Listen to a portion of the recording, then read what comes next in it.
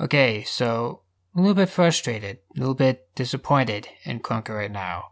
And it's because of this tweet right here. If you're in the know, right, if you're a Mac Baker like me, then you'll probably know why. And you'll probably agree, but if you're not, then let me start from the beginning, alright? So I've been making maps since 2018, alright, August of 2018, so pretty much the beginning. And I can say, having done this for all this time, that the map making landscape has seen better days. I could go on and on about this, but to make a long story short, in late 2020, Krunker kids figured out they could just make KR backing maps to get a whole bunch of KR, and it was easier to do that than to make actual decent, good quality maps. And even though there have been plenty of good maps since that time period, even recently, the overwhelming majority of new Krunker maps have been just the same map over and over and over again, where it's just a corridor that looks like a Roblox hobby, and it's just, it's awful, and there's so many of them, alright? But in mid-January of 2023, the official Krunker Twitter account decided to start this little map of the week thing, seemingly in an attempt to combat the problems listed above, and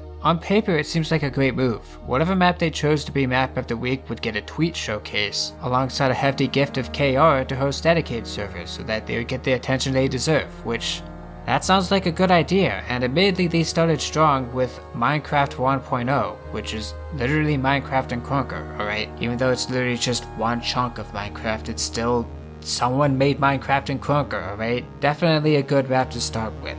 But then a week passed, and there was no new map of the week post. Literally like 15-16 days later, a couple of clip of the week episodes, a few memes, a fashion show, a Q&A session, and a giveaway later, they finally got to the next Game of the Week post, which is this tweet right here, the one that I started this video off with.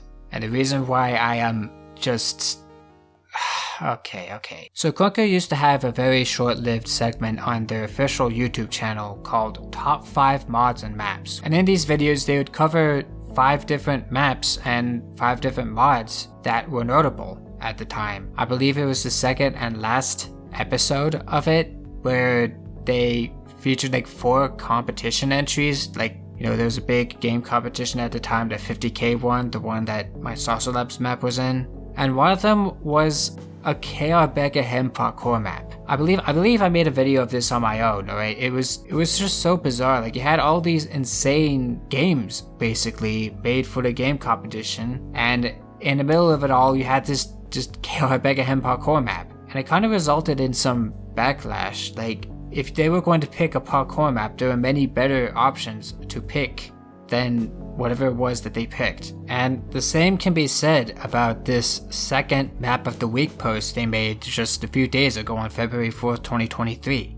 Alright, now there are actually several rather decent maps that have came out recently that could have been chosen here, alright? There's Beyond Periwinkle, which is a little bit older. It was made around the same time as Minecraft 1.0. It literally took a whole year to make. Alright, and I feel like it's already been kind of forgotten, which is kind of sad. And more recently, there are maps like DJ Blue Cove and DJ Sandship. You know, the ones that have double jumping and moving platforms. Things that were made in CrunkScript, you know, the thing that Krunker's been trying to push onto their editor for so long. Or maybe if those are a little too obscure, which that shouldn't matter if they're obscure, but if it does, then why not BR Bile, alright? Like, that particular map, BR Bile, has been noted as one of the most memorable maps in recent memory, alright? And it's legitimately successful. More successful and newer, might I add, than what Krunker ended up choosing instead of all of that. And obviously you're seeing the tweet here, they didn't go with any of those maps, they instead went with Craft Zombies. It's literally a pay-to-win asset flip of a zombie map that was seemingly only chosen because it uses the Survivor class. And yeah, they passed off BR Bile for this. Why?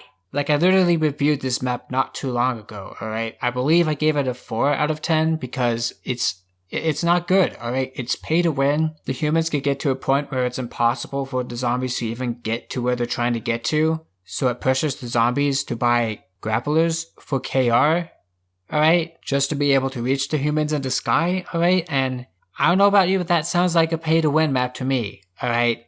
Not to mention that, again, it's kind of an asset flip with all these trees and these buildings that I'm pretty sure the map maker didn't make on his own.